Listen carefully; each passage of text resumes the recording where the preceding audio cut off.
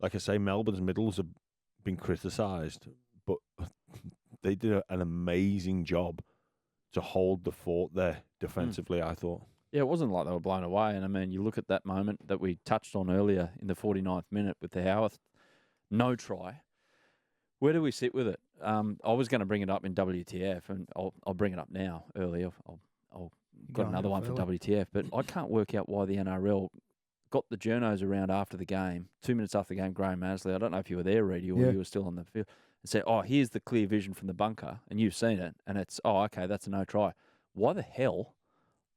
Firstly, wasn't it part of the coverage? Well, apparently it was. I've checked this morning. It was. Yes. So, but Joey still said it was a try.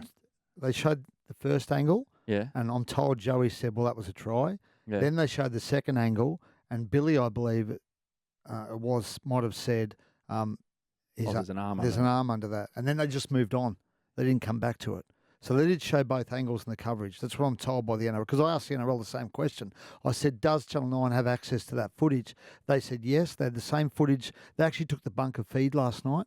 So they had access to that footage. Which they don't usually do? Or Well, I don't think they normally get all the angles that the bunker does. So last night they had access to all those angles, and they showed both those angles that the NRL was showing everyone in the split screen.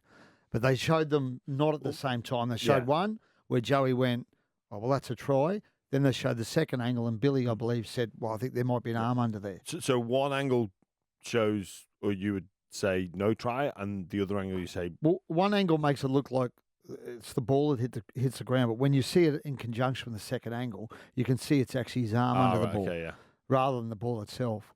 I mean, I think that was smart by the NRL because there was a lot of criticism, obviously emanating from the coverage and what we all thought, because we all thought it was a try. There was a photo getting passed around. The main thing was there was a photo getting passed around on social media that said, this is evidence, this is a try, right? So the NRL's obviously got the footage. They actually showed some media people the footage in a little room outside the press conference area. Then they actually took Justin Rodsky and Matt Tripp in there, the chairman and the CEO, and showed them the footage.